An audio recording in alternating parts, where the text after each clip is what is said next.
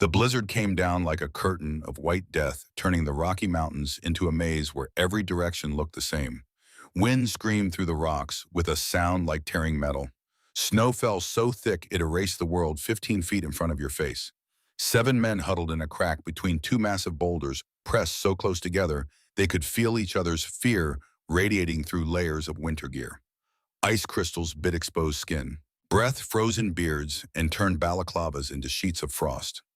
Lieutenant Commander Garrett Hayward pressed his gloved hand against frozen stone and felt the cold seep through 3 layers of fabric. He was 45 years old, a veteran of the Gulf War, and in 2 decades of military service, he'd never felt cold like this.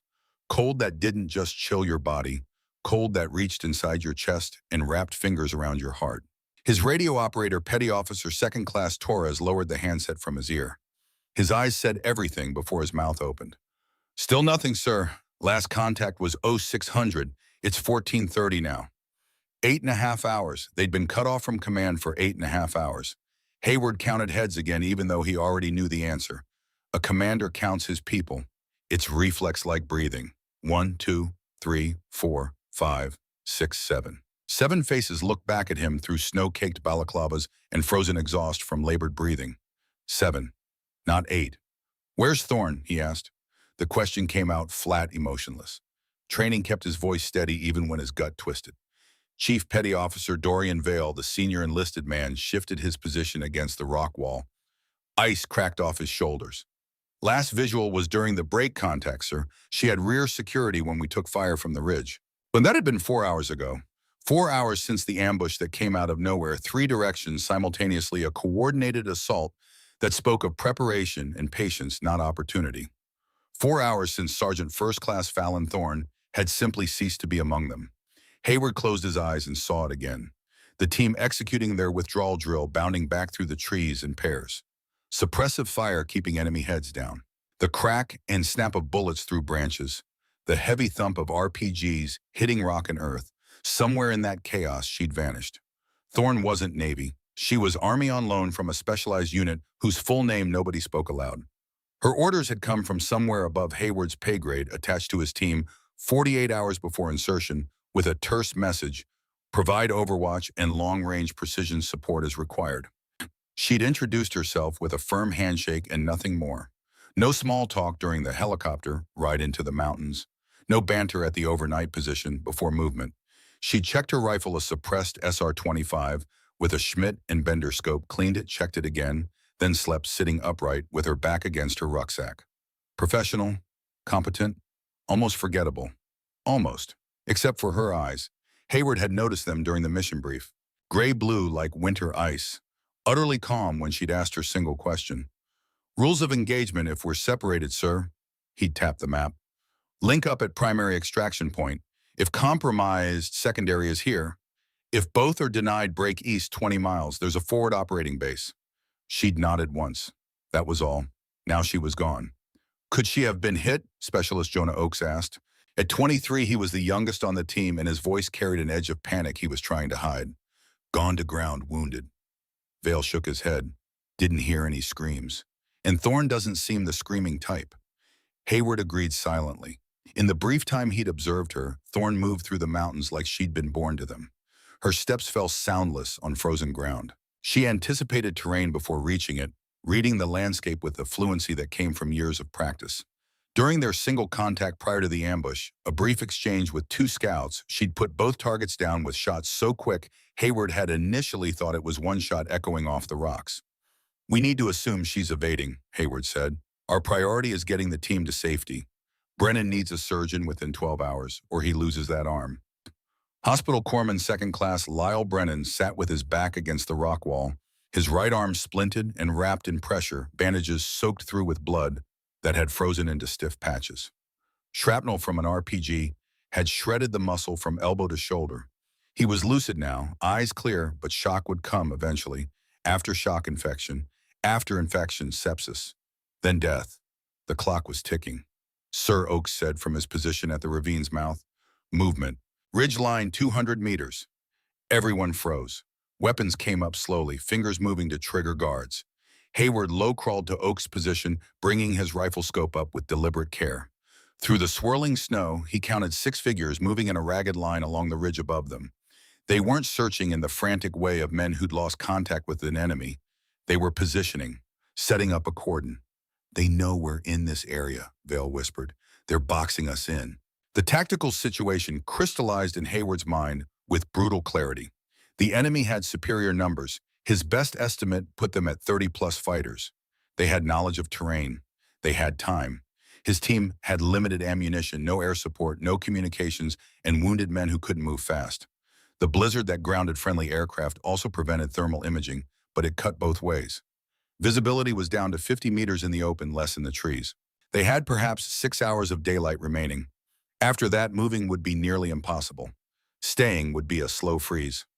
"We move in 1 hour," Hayward decided. "Use the storm as cover. Head northeast to the primary landing zone and pray the weather breaks enough for extract." "That's 3 clicks through their lines," Vale said quietly. "You have a better option." "Chief," Vale's silence was answer enough. The next hour passed in tense stillness. The team redistributed ammunition, giving priority to point and rear guard positions. Brennan received another dose of morphine from their dwindling medical supplies. They buried their excess gear under rocks, anything that would slow them down on the movement to come. Hayward found himself thinking about Thorne. Had she been captured, killed, and left somewhere in the snow? Or had she done what snipers sometimes did, broken off to create her own advantage? The thought seemed absurd. One person alone in a blizzard against an enemy force numbering at least 30. But Thorne hadn't struck him as suicidal, and reckless people didn't survive long enough to reach her level of skill.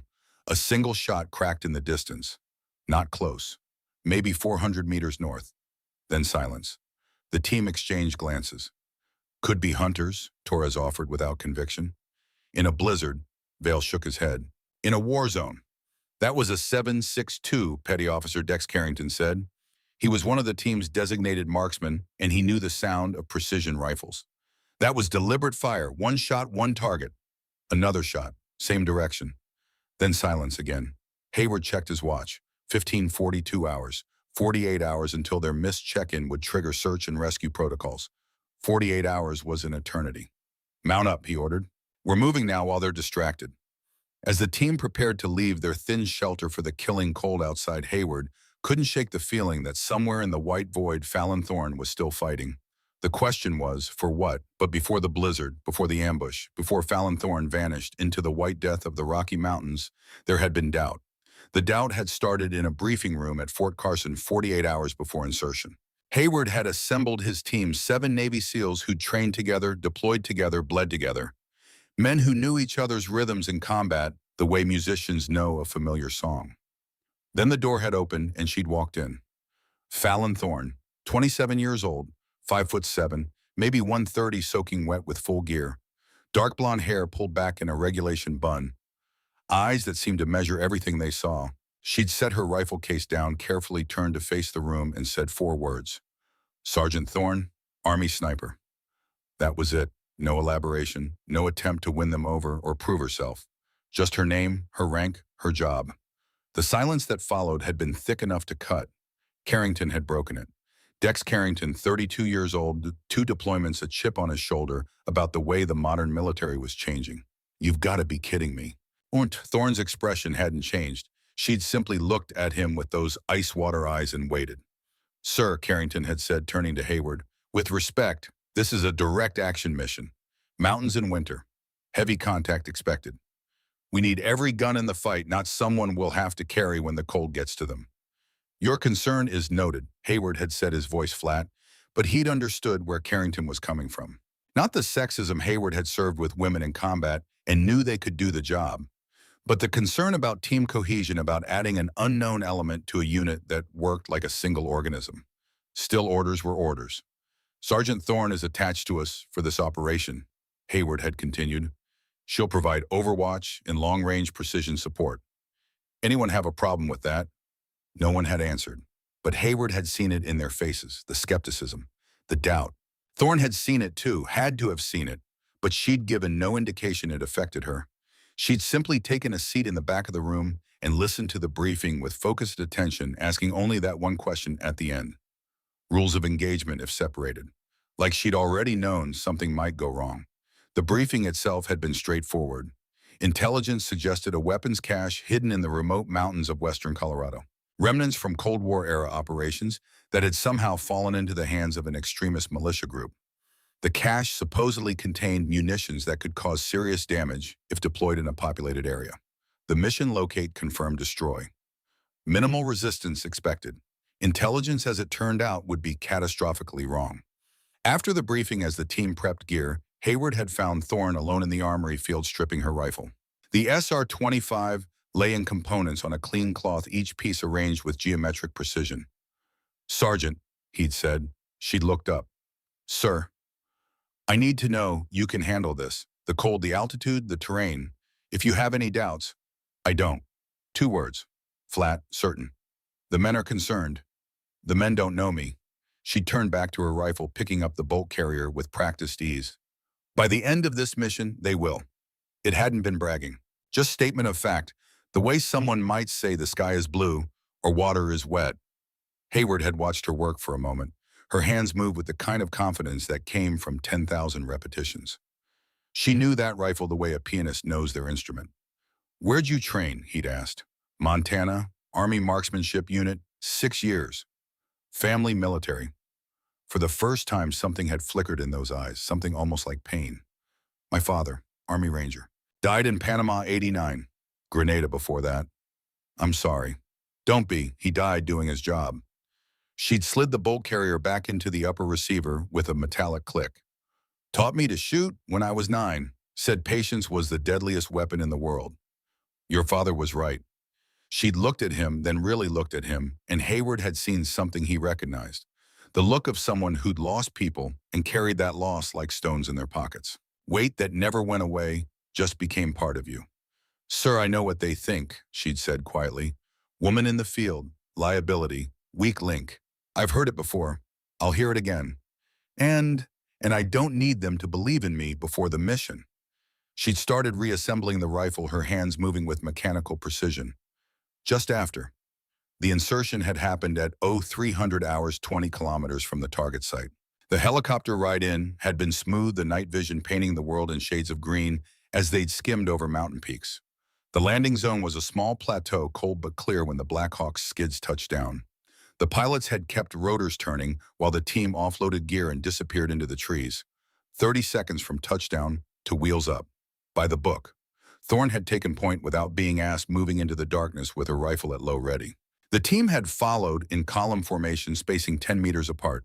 For the first 2 kilometers, she'd set a brutal pace. Not fast, but relentless. Every step placed with purpose, testing weight distribution before committing. Every turn calculated, choosing routes that offered cover and concealment. Carrington, moving second in the column, had muttered something that might have been respect or might have been resentment. Hard to tell in the dark.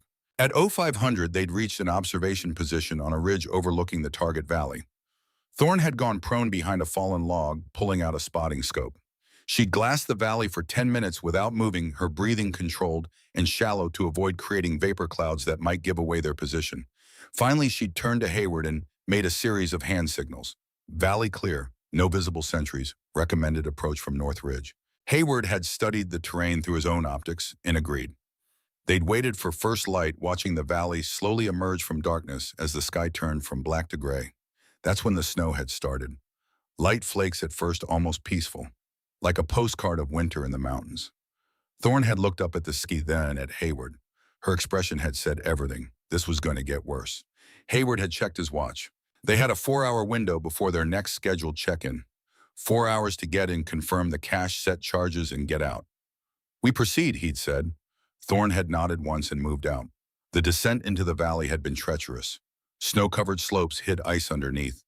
Rocks shifted under weight, testing ankles and knees with each step. Twice team members had slipped, catching themselves before they fell. Thorne had moved like she could see through the snow. She'd find handholds that seemed invisible, test her weight on rocks before trusting them, pick routes that somehow always proved solid. It was like watching someone who'd been born in the mountains navigate their way home. By the time they'd reached the valley floor, the snow had intensified from light flurries to a steady fall. Visibility dropped to maybe 70 meters. The weapons cache had been exactly where intelligence indicated. A natural rock shelter formed by a massive boulder leaning against a cliff face, creating a space protected from weather and hidden from casual observation. Inside crates. Lots of them. Vale had pried one open while Hayward provided security.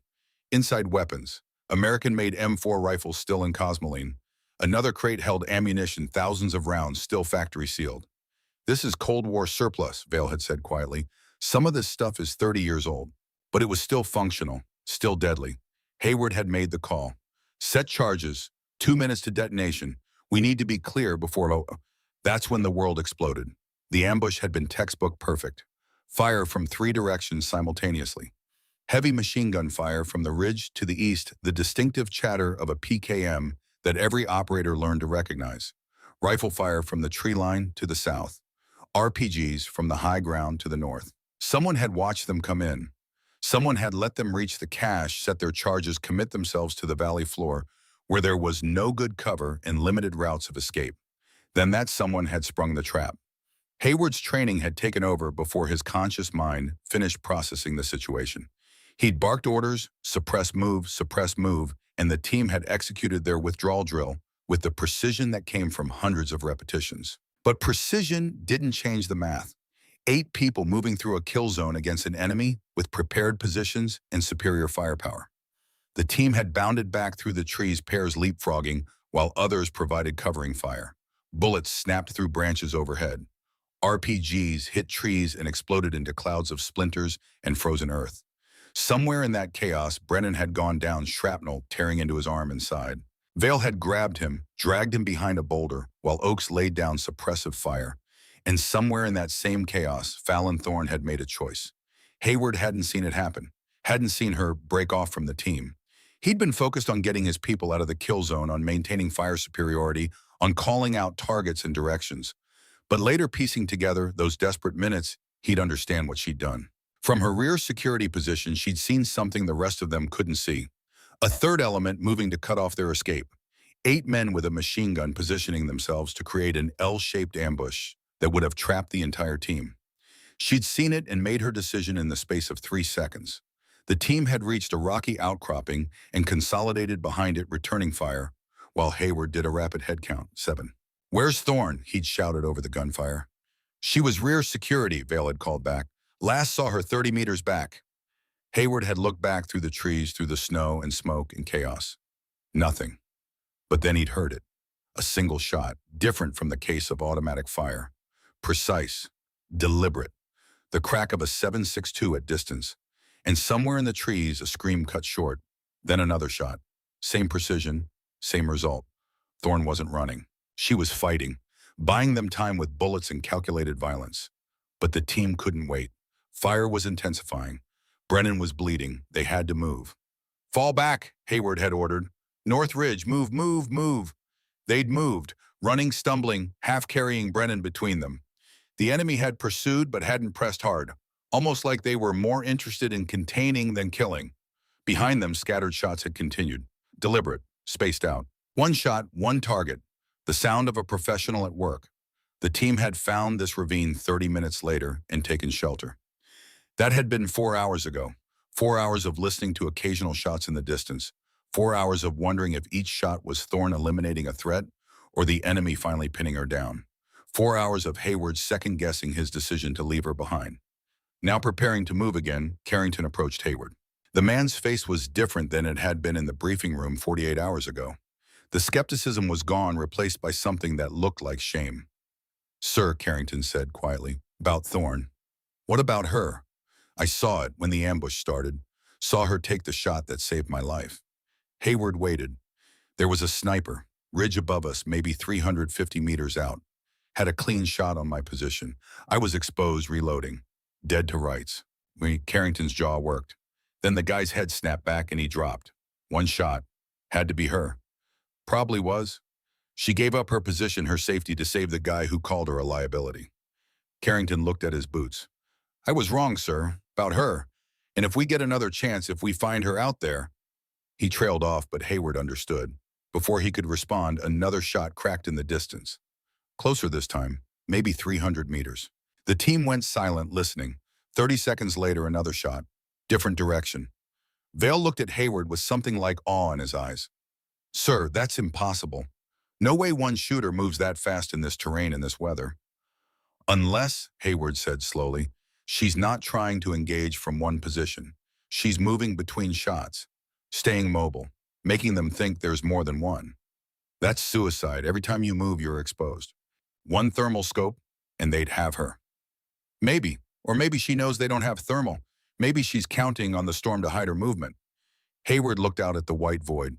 Maybe she's doing exactly what a sniper is supposed to do when they're outnumbered and outgunned. What's that? Make the enemy so afraid of the shadows that they see threats everywhere. Turn their superior numbers into a liability. Oak spoke up from his position by the entrance. Sir, if she's out there operating alone, how long can she last? The cold alone? She'll last as long as she needs to, Hayward said it with more confidence than he felt. Mount up, we move in 5. The team began final preparations. Weapons checks, gear adjustments, the ritual movements of soldiers preparing to step back into danger. Hayward took one last look at the white void beyond their shelter. Somewhere out there, Fallon Thorne was fighting a war of one, not with the expectation of survival or rescue, not for glory or recognition. Fighting because that's what soldiers do when their team needs time, when the mission demands sacrifice, when someone has to be the ghost in the blizzard. The wind howled like all the mountains crying out at once. And in that wind, Hayward thought he heard another shot.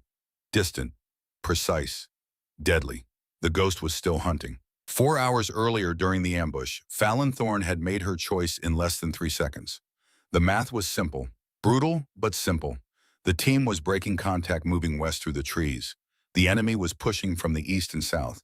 Standard small unit tactics said, stay with your unit, maintain cohesion, survive together or die together.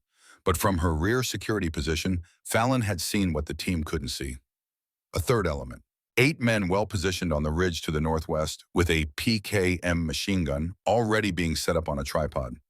If Hayward's team continued their current path, they'd walk into an L-shaped ambush in less than 3 minutes. She couldn't warn them. Radio discipline during contact was absolute. Breaking that discipline would give away everyone's position. She couldn't run forward to catch them. That would leave the rear exposed, and she'd never reach them in time anyway. So she did the thing she'd been trained to do since she was 19 years old. The thing that had taken her from an unremarkable childhood in rural Montana to some of the most hostile places on Earth. She made herself disappear. First, separation. As the team bounded back through the trees, Fallon angled right, using a dense thicket of snow-covered pines as concealment. She moved 20 meters in absolute silence, dropped prone behind a fallen log, and waited. Her breathing slowed automatically. 4 counts in through the nose, 7 counts, hold 8 counts out through the mouth. The rhythm her father had taught her when she was 9 years old, standing in snow just like this, learning to hunt elk in the mountains above their ranch. The enemy element pursuing the main team passed within 15 meters of her position. She counted them through the gaps in the log. 12 men moving fast, focused forward, breathing hard from exertion and adrenaline. She let them go. The temptation to engage was almost physical, a pressure in her chest that demanded action. But engaging would accomplish nothing except revealing her position and ensuring her death.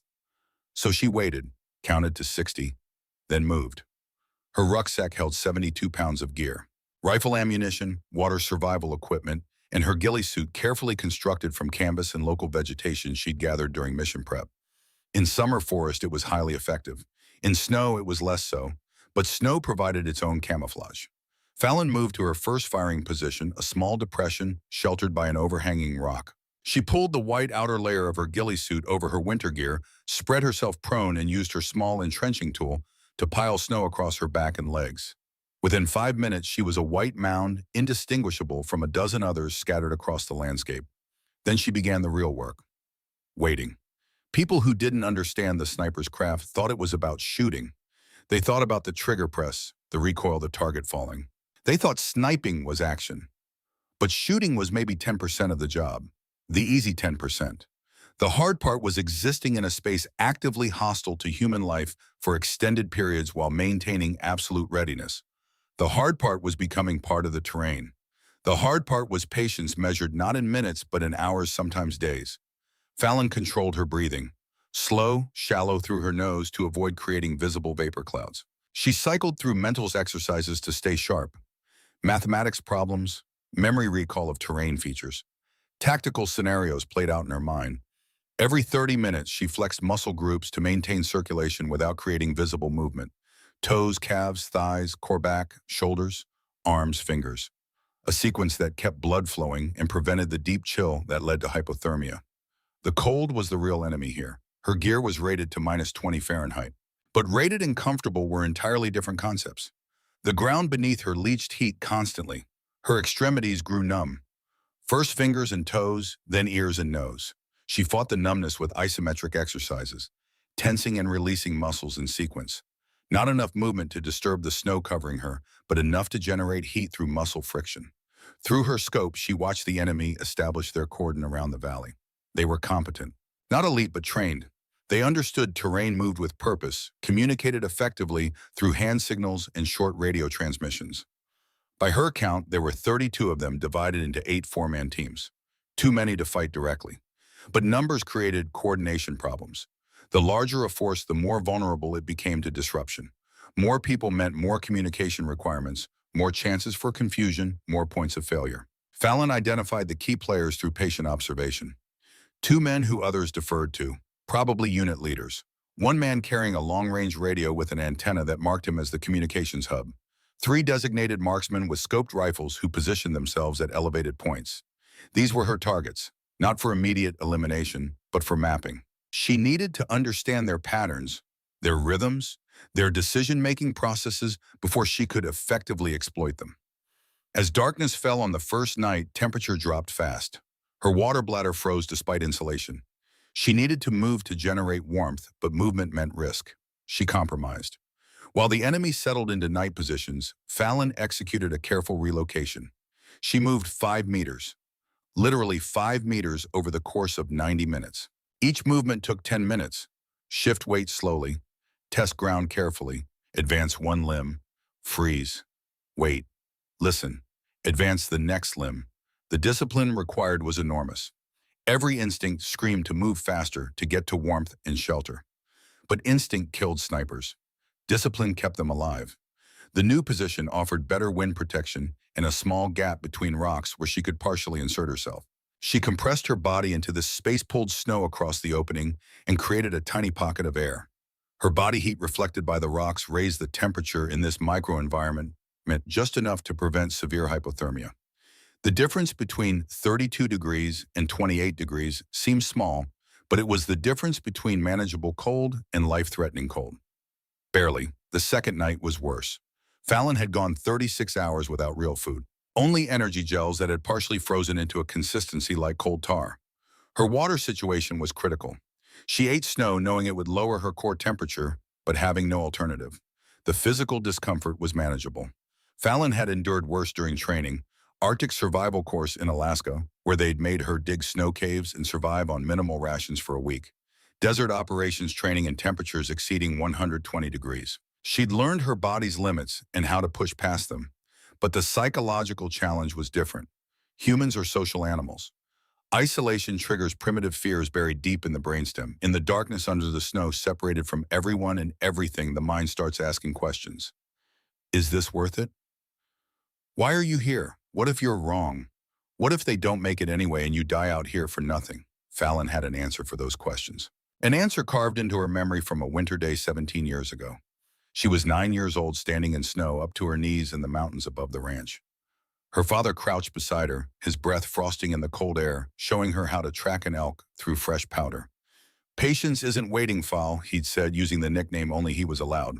It's controlling time itself. When you learn to be still, really still, you own every second. The world moves around you. You become part of the mountain. He'd placed his hand over hers on the rifle stock. Remember this. When things get hard, when you're cold and tired and want to quit, remember that patience is the deadliest weapon in the world, because the man who can wait longer wins, always. 6 years later, he died in Panama. Operation Just Cause. A ranger operation that went wrong when intelligence failed and a simple building clearance turned into a firefight that killed 3 Americans. Ethan Thorne had been one of them. Fallon had been 15, old enough to understand death, old enough to feel the rage at a father stolen by bad intelligence and worse luck. At his funeral, a colonel had handed her the folded flag and said the words they always said, honor, duty, sacrifice. She'd taken the flag and made herself a promise. If she was going to follow her father into the military, she would be so good, so precise, so patient, that bad intelligence and bad luck would never touch her team. She would be the one who saw what others missed, who waited when others rushed, who made the hard choices so others could go home. That promise had carried her through sniper school, through deployments, through moments when quitting would have been easier than breathing. It carried her now in the darkness, in the cold, in the isolation. 7 men needed time. She had patience. The equation balanced. Through the wind, she heard voices. Enemy patrols arguing about which direction to search next. She smiled inside her cocoon of snow and fabric. They were looking for 8 people. They'd organized their search for a unit moving together. They weren't looking for one woman who'd made herself smaller than a shadow and quieter than falling snow. On the morning of the second day, Fallon began her work in earnest. She'd spent 36 hours mapping the enemy's patterns. She knew their patrol routes, their command structure, their radio protocols. She understood their blind spots and their habits. Now she would exploit them. But exploitation required exposure, required shots, and each shot was a risk calculation. Value of target versus probability of position compromise. She selected her first target with surgical precision. Not the obvious choice, not the observer on the ridge watching the valley where Hayward's team was likely moving. That man was too visible, too expected. Instead, the man 30 meters to his left, the one with the radio who wasn't actively scanning, the one who felt safe because he wasn't in the obvious position. Fallon settled her breathing, let her heart rate drop into the 50s, felt the wind against her exposed cheek and calculated its effect on bullet trajectory. Distance 340 meters, elevation 43 feet down, wind 15 knots from right to left, temperature minus 18 Fahrenheit. Cold, dense air meant less bullet drop, but more wind drift. She squeezed the trigger with steady pressure, no jerk, no anticipation. The rifle pushed back into her shoulder with familiar authority. The suppressor reduced the sound to a flat crack as the wind scattered and confused.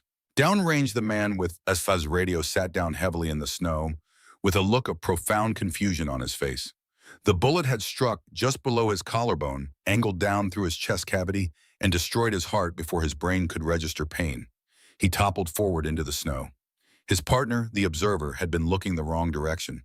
He heard the impact, a wet thump like a hand slapping meat, and turned to see his friend lying face down. It took his brain 3 seconds to process what had happened. Then he started screaming into his handheld radio. "Contact Rashid is down, sniper. We have sniper contact."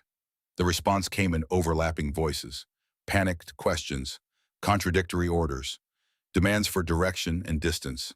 The observer had dropped behind his rock, searching frantically.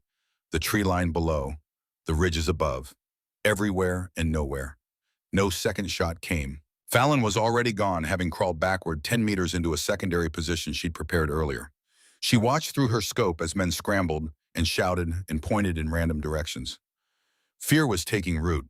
This pattern repeated itself across the operational area over the next 6 hours. A shot, one casualty, then nothing. The shots came from different locations, or seemed to, north, then south, then west. They were spaced irregularly to prevent pattern recognition. 2 shots 40 minutes apart, then nothing for 3 hours, then 3 shots in 90 minutes. The enemy commander, a former Czech Special Forces operator named Dmitry Cross, assembled his squad leaders in a sheltered ravine. 8 men, their faces showing varying degrees of fear and frustration. "Report," Cross ordered. His accent was thick, but his English was precise. The casualty count was adding up. 5 dead, 2 wounded. But it was the manner of the casualties that created corrosive fear. No one saw the shooter, no one heard sustained fire. The shots seemed to come from elevations that should have been impossible to reach in the time between engagements. "It's more than one," insisted one of the squad leaders, a younger man whose hands shook when he thought no one was watching. "Has to be. They're coordinating. Multiple shooters in position before we arrived." "Then why do we only hear one rifle?" Cross countered. "Same caliber, same suppressor signature. Our marksmen all agree on this." "Then how does one person move so fast?" Jamal was shot from the western ridge at 1400. 30 minutes later, Rashid was shot from the eastern valley. That's 2 kilometers. Cross had no answer that wouldn't sound like an admission of the impossible. His tactical training, earned through hard years in worse places than this, said what was happening couldn't happen. One sniper couldn't control an area this large. Not in these conditions. Not against a force this size. But the evidence suggested otherwise. "The Americans," another squad leader said, "the team we were tracking, are they still in the area?" We found tracks heading northeast, moving slow, staying low. They're trying to reach their extraction point. Cross gestured at the white landscape around them. But this is different. This is someone hunting us. The psychology of the situation was deteriorating faster than the tactical situation. Soldiers could fight an enemy, they could see, maneuver against known positions, employ doctrine against conventional threats. But an invisible threat that struck without warning from unknown locations created paranoia. Men started seeing movement in every shadow, reporting contacts that weren't there, refusing to take point positions or venture too far from the main group. Cross made a decision. Pull everyone back. We create a consolidated perimeter around the valley. 4 observation posts on elevated positions with overlapping fields of fire.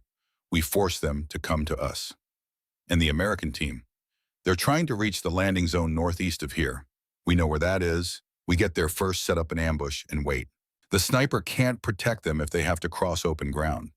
It was sound tactics, defensive positions, numerical superiority, terrain advantage. The Americans would have to emerge from cover eventually.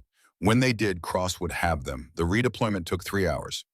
Cross positioned his best men at the 4 observation posts, each with radios and clear sight lines. The remainder formed a mobile reserve ready to respond to contact. By 1700 hours, the perimeter was set. Cross allowed himself a moment of satisfaction. The Americans were boxed in. The sniper, whoever they were, had lost the initiative. That's when his radio crackled. Post 3 to command. I have eyes on the American team.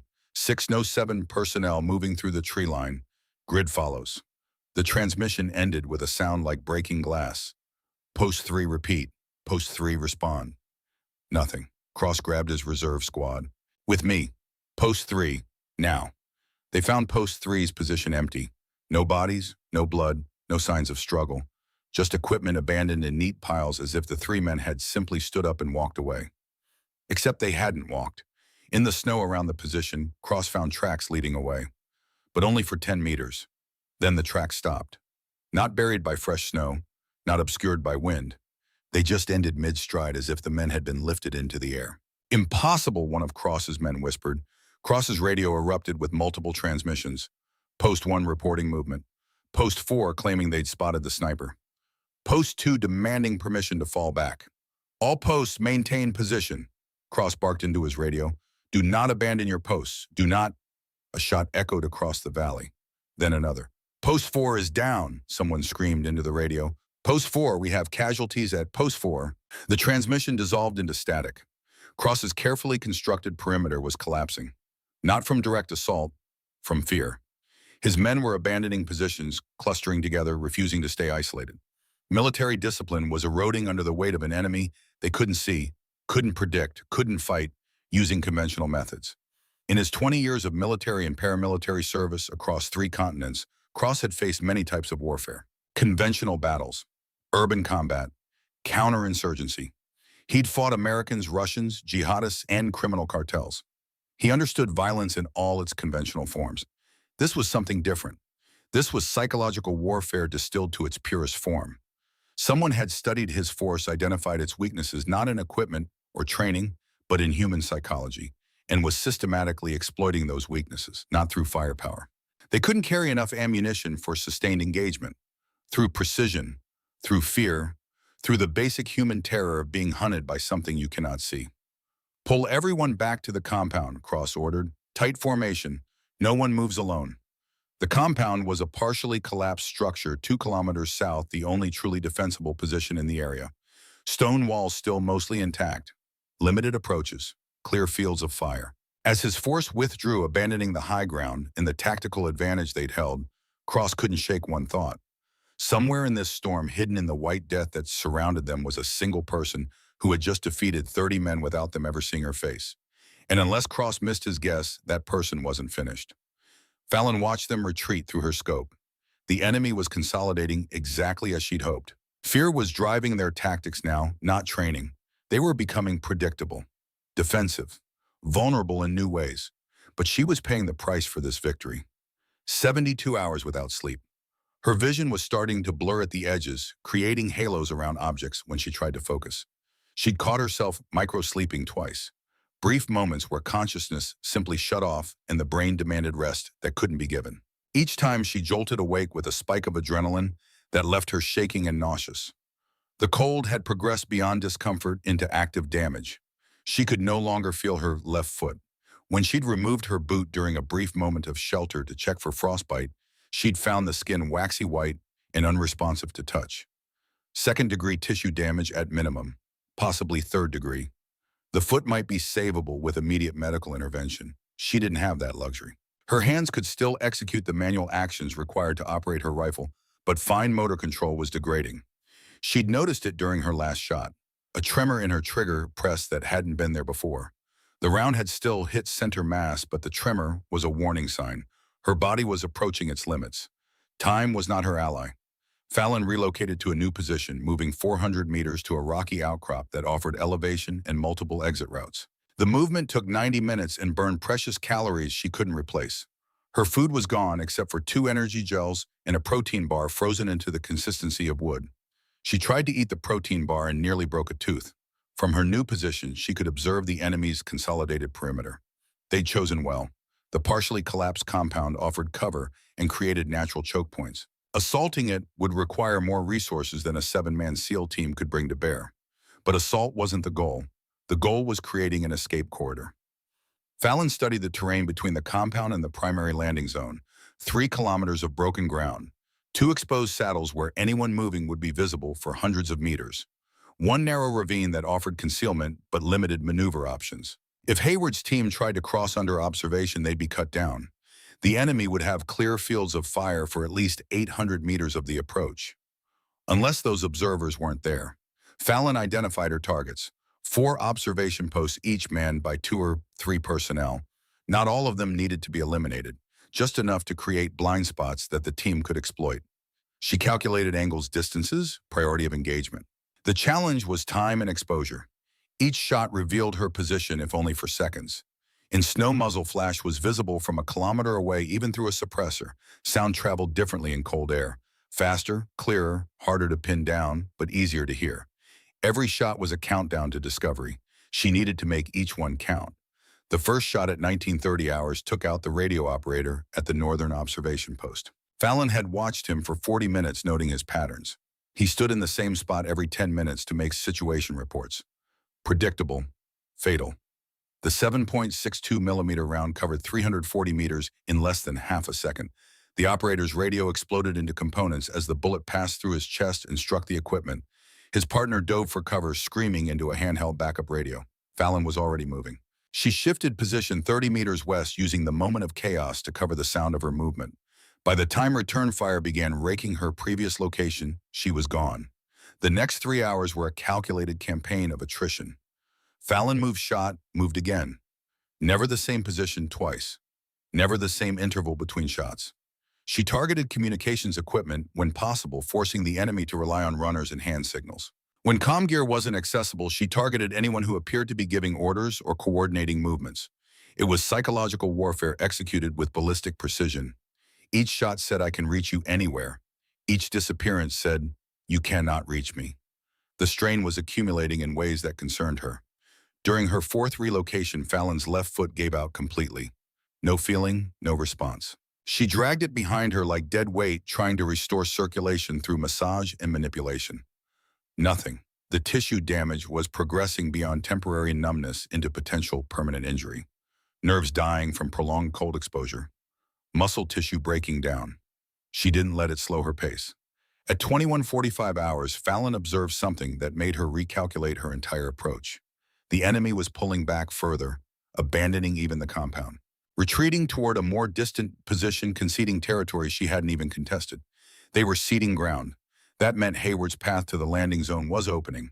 But it also meant the enemy was regrouping, possibly calling for reinforcements, preparing for a different kind of fight. Fallon needed to accelerate the timeline.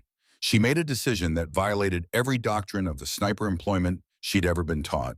She would close distance with the enemy. Standard practice called for maintaining 400 to 600 meters of separation. It kept you beyond effective small arms range while maintaining your precision advantage. Close enough to hit, far enough to survive if discovered. Moving closer meant accepting risks that no reasonable person would accept. But risk was relative. The greatest risk was Brennan bleeding out because the team couldn't reach extraction in time. Fallon moved to within 200 meters of the enemy's new perimeter. Close enough to hear conversations. Close enough to see faces in the firelight of their sheltered positions. Close enough that if they discovered her, she'd have seconds to live instead of minutes. From this range, her targets became personal in ways they hadn't been before. She could see them as individuals. Young men, some barely 20, huddled against the cold. One was showing another a photograph of someone, probably family. Another was praying lips moving silently in the firelight. Fallon felt nothing. Not hatred, not sympathy, not remorse. Feeling was a luxury she'd locked away years ago in a place where it couldn't interfere with the job. These were targets defined by their function. Threat or non-threat, everything else was noise. She identified the enemy commander by his behavior. Older than the others, probably mid-40s, issuing quiet orders, checking positions personally, moving with the confidence of someone who'd survived long enough to know what they were doing. He was the keystone. Remove him, and the structure would shake. But killing him would create a martyr, might actually strengthen their resolve, give them something to fight for beyond money and ideology. Better to undermine his authority, make him look incompetent, force him to question his own decisions. Then Fallon saw something that changed her calculation entirely. Through her scope, she watched Cross pull out a satellite phone. Not a tactical radio, a sat phone with encryption capability. He was calling for reinforcements. Backup that could arrive within hours and cut off the SEAL team's escape completely. The choice crystallized. Kill Cross now, and his second-in-command would take over. Competent, angry, vengeful. The hunt would intensify. Or kill the second, leave Cross alive, but psychologically shattered, and watch the entire force collapse from within. It wasn't even close. Fallon shifted her point of aim to the man standing beside the commander. His second-in-command, judging by the deference shown when he spoke. Mid-30s, competent, bearing the kind of man who'd hold a unit together through crisis. She waited for the perfect moment, commander mid-sentence explaining something with hand gestures. The second leaning in to listen, head tilted, concentration on his face. The shot took him through the throat. He dropped instantly, hands clutching at the wound, blood spraying across the snow and across Cross's face and chest. The commander's expression transformed in stages. Shock, then horror, then something worse. Doubt. Fallon watched through her scope as he scrambled for cover, shouting contradictory orders, his command presence evaporating like water in desert heat. Men who'd been watching him for leadership now saw only panic. The psychological fracture was complete. Fallon gave herself 60 seconds to relocate. Her body was approaching critical limits, hands shaking not from cold but from muscle exhaustion, vision tunneling at the edges, thought processes slowing like a computer running out of memory. She forced herself through the motions anyway. Stand, move, drop, cover, breathe. One more night. Just hold together for one more night. Dawn of the third day brought a new enemy, Fallon's own physiology. She'd been awake for 96 hours straight. The human body wasn't designed for this. Studies showed cognitive function degraded after 72 hours to levels comparable to severe intoxication. Decision-making suffered. Reaction time slowed. Visual processing became unreliable. Fallon was experiencing all of it. She'd relocated to a position beneath a dense pine tree, its low-hanging branches heavy with snow, creating a natural shelter. Here she could risk brief moments of actual stillness. Not sleep. She didn't dare sleep, but stillness, letting her muscles rest even as her brain remained alert. The shaking had become constant now. Not fear, hypothermia. Her core temperature had dropped below optimal range. She'd stopped sweating hours ago even during movement. Her urine when she'd last been able to urinate had been dark brown. Severe dehydration despite eating snow. Her left foot was completely numb. Her right foot was heading the same direction. She'd removed her boots again to check and found both feet exhibiting the waxy white skin of second-degree tissue damage. The left foot showed darker patches on 3 toes. Third-degree frostbite. Those toes were already dead. The question was whether the damage would spread or could be contained. She wouldn't know until she reached medical care. If she reached medical care.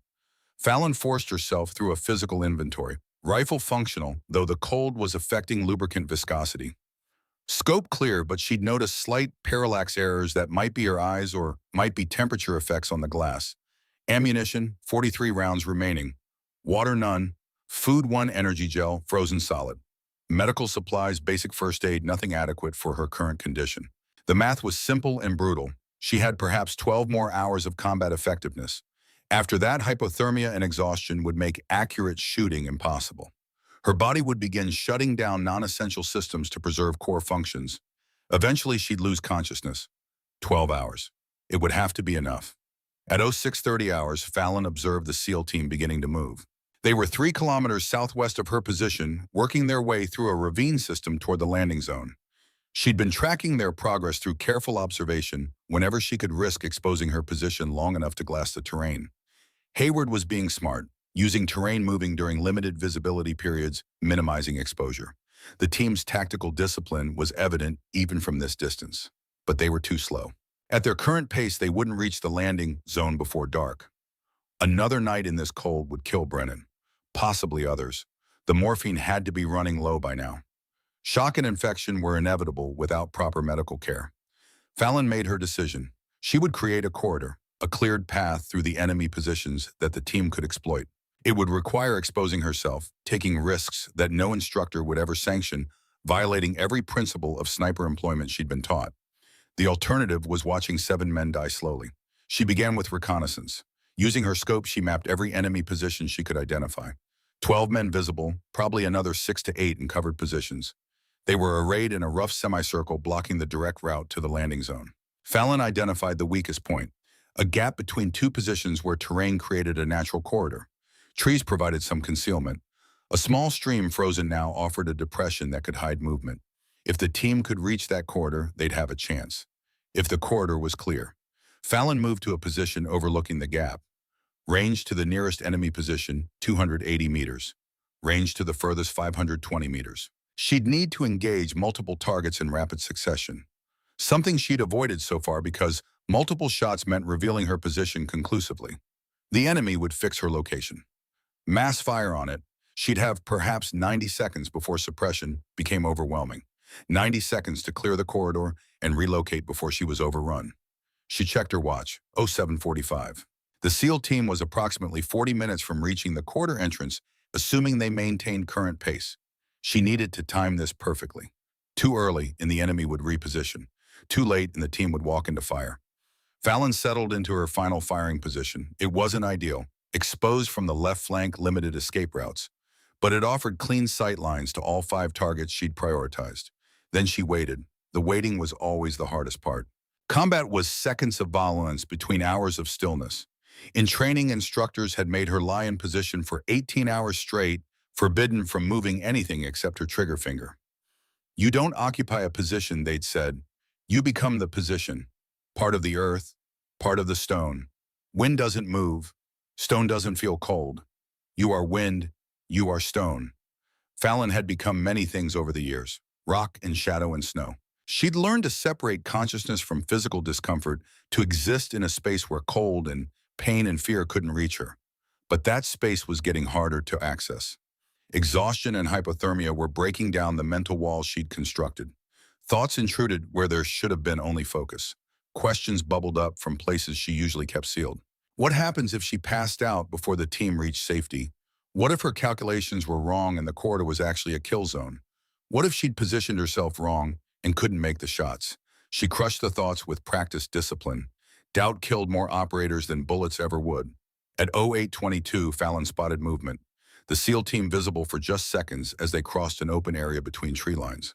Hayward on point, moving well, checking angles. The formation was tight but not clustered. Professional. They were 12 minutes from the corridor entrance. Fallon made a final check. Wind had picked up slightly, 8 knots from the west. Temperature -15 Fahrenheit. Humidity high from the ongoing snowfall. All factors that affected trajectory, though. At these ranges, the effects were minimal.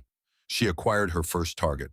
A man positioned at the northern edge of the gap, armed with a scoped rifle. He was scanning the approaches, alert, dangerous. Fallon controlled her breathing, let her heart rate settle into the low 50s. Found that space between heartbeats where the rifle was perfectly still, where her body became an extension of the weapon, where the simple mechanical act of pressing a trigger 4 millimeters to the rear would send a copper-jacketed projectile downrange at 2,800 feet per second. She squeezed. The man dropped. Fallon was already transitioning to target 2. No time to confirm the kill, no time to admire her work. The clock was running. Target 2 was moving, responding to the sound of the first shot.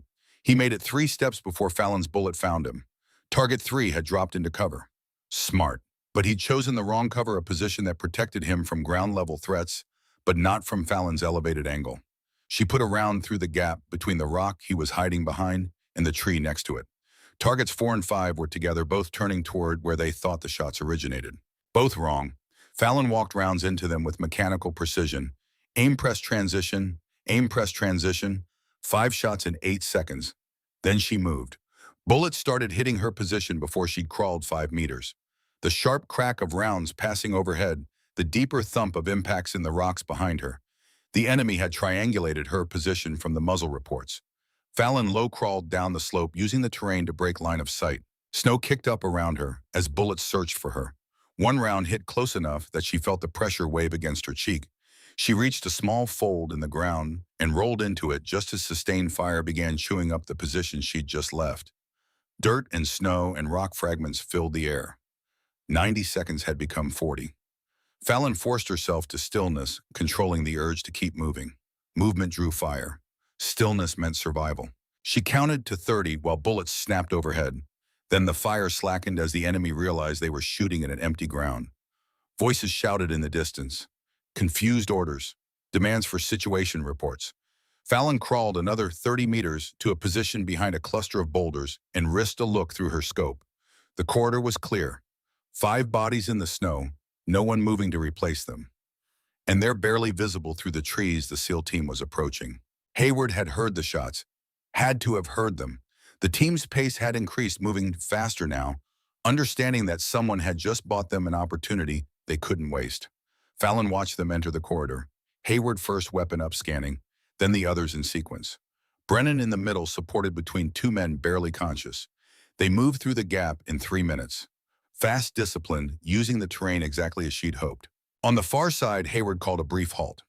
Fallon watched him study the bodies, the angles, doing the math that every experienced operator would do. One shooter couldn't do this. Not from one position. The angles were wrong, the timing too compressed. Unless she'd moved during the engagement, repositioned between shots, sacrificed concealment for speed, which meant she'd risked everything to clear this path. Hayward turned and looked back the way they'd come. Not at her position specifically, but searching, looking for some sign of the person who'd just given them a chance at survival. Fallon didn't move, didn't signal. There was nothing to say that her actions hadn't already communicated. The team moved on, heading northeast toward the landing zone. 800 meters of relatively open ground remained, exposed but passable if they moved fast and the enemy didn't reposition in time. Fallon watched them go, then turned her attention back to the enemy.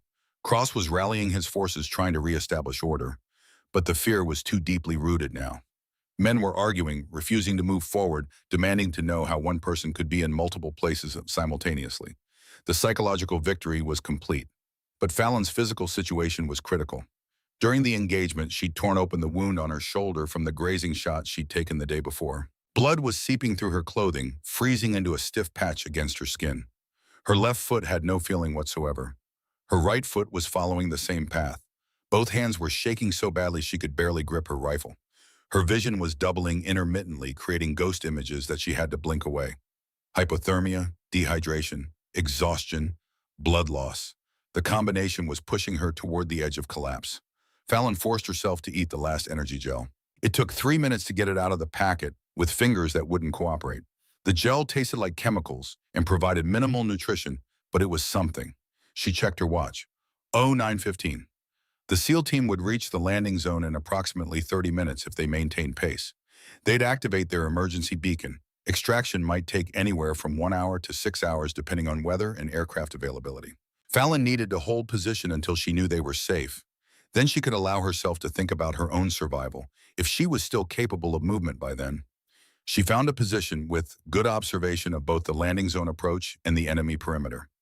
Settled in as best she could with a body that was actively shutting down, and waited. The SEAL team reached the landing zone at 09:43. Fallon watched through her scope as Hayward immediately began organizing a defensive perimeter while Vale pulled out the rescue beacon. It was a simple device. Activated it, broadcast a distress signal on emergency frequencies. Any friendly aircraft within 50 kilometers would pick it up.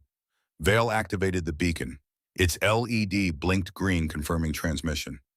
Now everyone waited. The minutes stretched.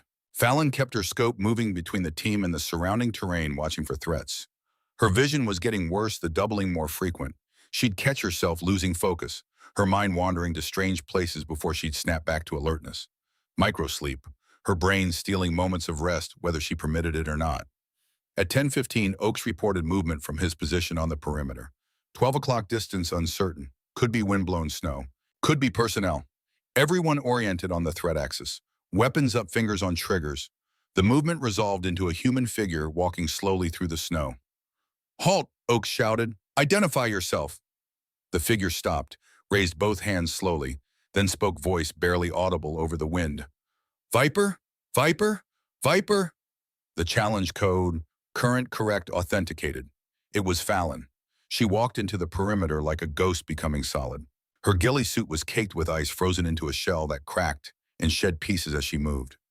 Her face was pale lips, blue eyes sunken into dark hollows. She moved with the careful deliberation of someone whose body was barely responding to commands. Blood had frozen on her shoulder in a dark stain, her left foot dragged behind her, useless. "Jesus Christ," Vale breathed. Fallon didn't acknowledge him. She walked directly to where Brennan lay on the ground, his face gray with shock and pain. She checked his vitals with hands that shook so badly she could barely find his pulse. Weak but steady, still alive. Then with exaggerated care, she sat down beside him. Not to rest, to provide security. Her rifle came up into a low-ready position, barrel oriented outward toward the tree line. Even though her hands were shaking so badly, she probably couldn't have made an accurate shot at 20 meters, much less 200. "Thorne," Hayward said carefully, "you need medical attention." After. One word. Flat. Final. Vale tried to offer her water from his canteen. She refused with a slight shake of her head. He tried to get her to move closer to the center of the perimeter, out of the wind. She refused that too. She sat there, rifle up, watching the tree line while snow accumulated on her shoulders, like she was becoming part of the landscape again. 10 minutes later, they heard it. The distinctive thump, thump, thump of helicopters' rotors cutting through thin mountain air. A Black Hawk descended through the snow, flared hard, and touched down in the center of the landing zone. The crew chief jumped out, waving them aboard. "Load up. We have 5 minutes on station." The team moved fast. Brennan was loaded first, crew chiefs handling him with practiced efficiency. Then the others, one by one. Fallon went last. She refused assistance, climbing aboard under her own power through sheer force of will. Each movement was deliberate, controlled, like she was operating a body that no longer fully belonged to her. As the helicopter lifted off them, Hayward looked down at the white landscape below. Somewhere down there were the bodies of 11 enemy fighters. Evidence of a battle fought by a single person over 48 hours. A battle no one would ever fully document because most of it had happened in silence and snow with no witnesses except the dead. The Black Hawk touched down at Forward Operating Base Chapman 45 minutes later. Medical personnel swarmed aboard before the rotors stopped spinning. They took Brennan first, rushing him toward the combat surgical hospital at a run. Then they tried to take Fallon. She waved them off. Literally walked away from two corpsmen trying to get her onto a gurney. "Ma'am, you need immediate treatment," one insisted, keeping pace with her. "You're exhibiting severe hypothermia, likely frostbite, possible shock." "After," Fallon said again. The word seemed to be the only one she could manage. She walked, or rather limped, toward the team room where the SEALs were being processed for debriefing. Her left foot dragged behind her like dead weight. The medical staff looked at Hayward helplessly. He shrugged. "She's not under my command. Good luck." Fallon found a chair in the corner of the team room and sat down. She methodically began field strip account, her rifle checking each component, cleaning away ice and condensation that had accumulated during 3 days in sub-zero temperatures. Her hands were still shaking, but the movements were automatic, ingrained by years of repetition until they were more reflex than conscious action. Vale brought her water. This time she accepted it, drinking slowly. Her throat worked painfully with each swallow, the cold liquid hitting her dehydrated system like fire. "You saved our lives," Vale said quietly. Fallon didn't respond, just continued working on her rifle. "How did you do it?" he asked. "One person, 48 hours against that many hostiles in those conditions." Fallon finished reassembling the rifle, performed a function check, then finally looked up. Her eyes were the same gray-blue Hayward remembered from the briefing 3 days ago. But now they held something else. Exhaustion so profound it seemed to radiate from her like heat.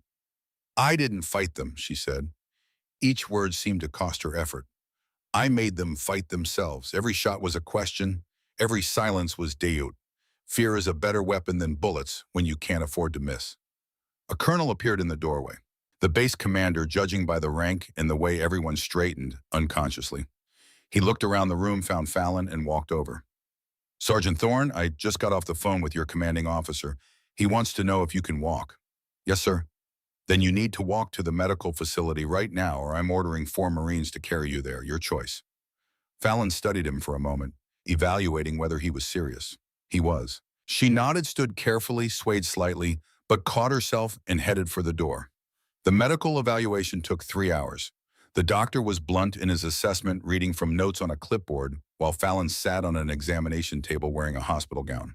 Severe dehydration requiring immediate IV fluids. 2nd-degree frostbite on both feet and 3 fingers. 3rd-degree frostbite on your left foot toes 2 through 4. Those toes are non-viable. We'll need to amputate to prevent gangrene. Muscle damage from sustained hypothermia throughout your lower extremities.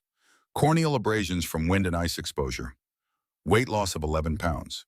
Creatine kinase levels indicating rhabdomyolysis, that's muscle tissue breakdown from extreme exertion. Core temperature when you arrived was 94.3 degrees. Normal is 98.6. He looked up from the clipboard. Another 6 hours and you'd have died. Kidney failure, then cardiac arrest. You understand that? Yes. And you stayed out there anyway. Fallon looked past him through the small window where she could see members of Hayward's team talking in the hallway. Alive. All of them. 8 reasons, she said. 7 men. One promise I made to myself a long time ago.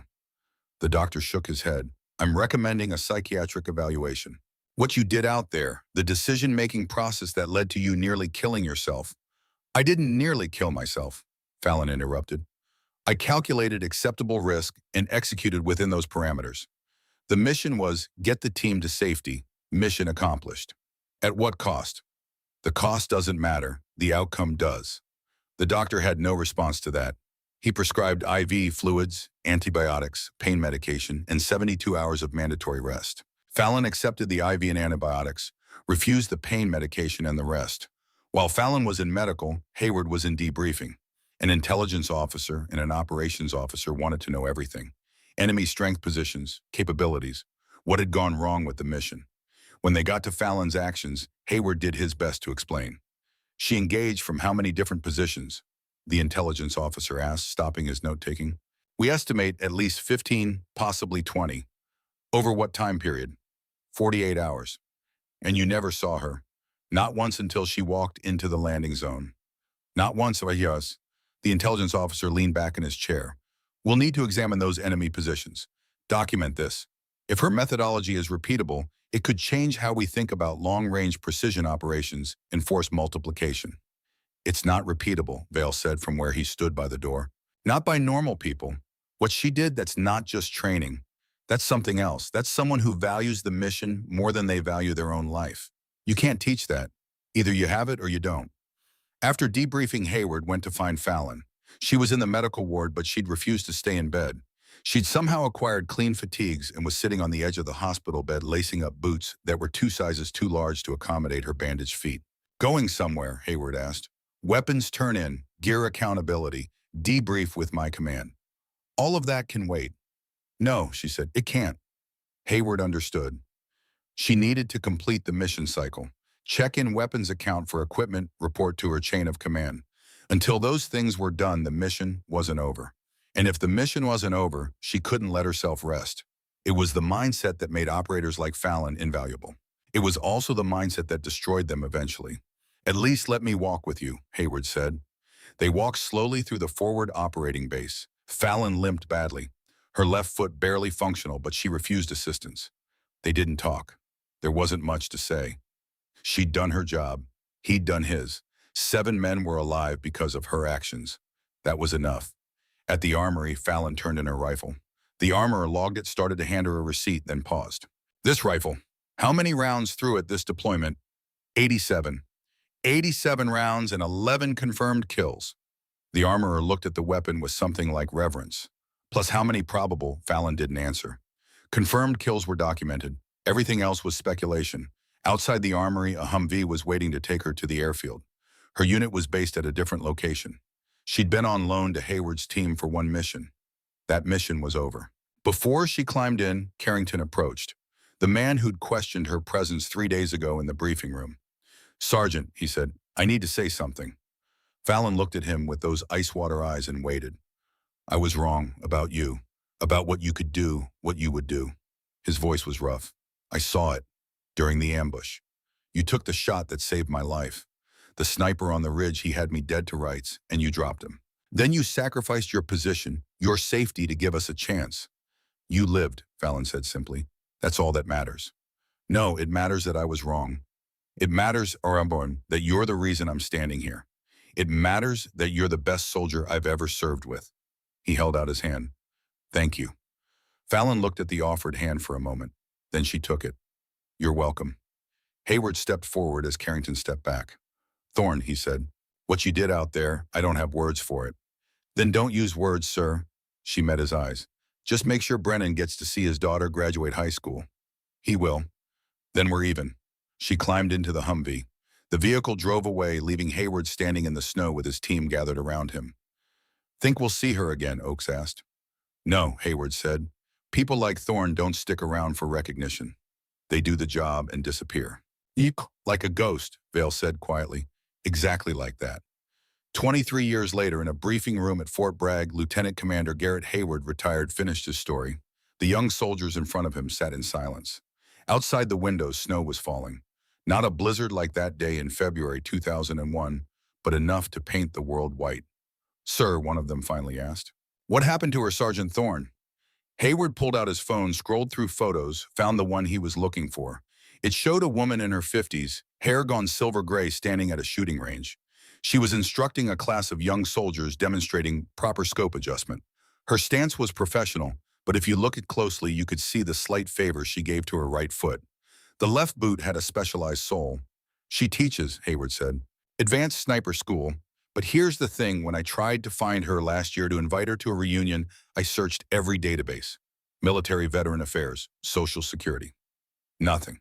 No Fallon Thorne exists in any official record post-2001. "She's dead," one soldier asked, voice dropping. "That's what I thought until I got a package in the mail. No return address, just this photo." He held it up. "This was taken 6 months ago at the Advanced Sniper School instructor course." The soldiers leaned in. The woman's face was turned slightly away from the camera, but on her left hand, visible even in the photo, were 3 fingers with what looked like old frostbite scarring. The instructor's name in the roster is listed as Emily Cross, GS-12 civilian contractor. But look at her feet. In the photo, barely visible, the woman's left boot was modified with a specialized sole, the kind someone would need if they were missing 3 toes. 3 toes, left foot, just like Thorne's medical report said would happen. Hayward smiled. "She didn't die. She became someone else. And somewhere right now, she's teaching the next generation everything she learned in that blizzard. The Army can erase her name, but they can't erase what she knows. So she keeps teaching, keeps making ghosts." He paused, looking at each young face. "That photo was taken last year. She still limps on her left foot, lost those 3 toes of frostbite back in '01. But she can still outshoot anyone half her age." One of the young soldiers asked, "And Brennan?" "The corpsman who was wounded." Hayward's smile widened. "He walked his daughter down the aisle at her wedding last summer.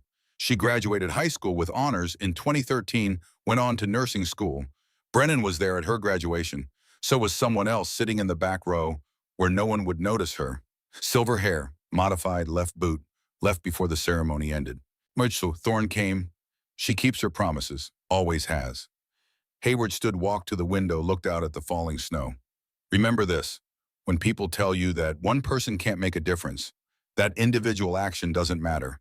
In modern warfare, you tell them about the ghost in the blizzard." He turned back to face them. "You tell them about the woman who vanished for 48 hours and saved 8 lives. The woman who fought a war of 1 against 30 and won. The woman who chose 7 strangers over herself and walked away from it all without asking for recognition or reward." The snow fell heavier now, erasing tracks covering the past, making the world new again. "You tell them about Fallon Thorne, the best soldier I ever had the privilege to serve with, the ghost who became a legend by refusing to be remembered." He picked up his briefing materials, prepared to leave. "One more thing," he said. Cross, the enemy commander. Know what happened to him? The soldiers waited. He left the mercenary business 6 months after that operation, became a security consultant. Last year, he published a training manual on unconventional warfare. There's a chapter on psychological operations. He never mentions Colorado, never mentions February '01, but the chapter is dedicated to the ghost in the mountains who taught me that fear is deadlier than bullets. He knows. He remembers. Even the enemy respects what she did. Hayward walked to the door, then stopped. If any of you make it to advanced sniper school and you have an instructor named Emily Cross, pay attention. Everything she teaches, she learned by doing. And what she did kept 7 of my men breathing. He left them sitting in silence as the snow continued to fall. Outside, the world was white and clean and new. But somewhere in that white silence, perhaps another young soldier was learning the lessons Fallon Thorne had learned all those years ago in Montana. That patience was the deadliest weapon. That fear was stronger than bullets. That one person who refused to quit could change everything. And that sometimes the greatest heroism was choosing to vanish so that others could live to tell the story. The ghost in the blizzard was gone, but the legend remained.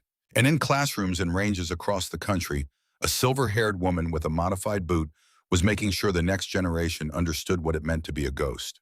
Not for glory, not for recognition, but because some promises once made to yourself in the cold and the dark and the isolation you keep forever.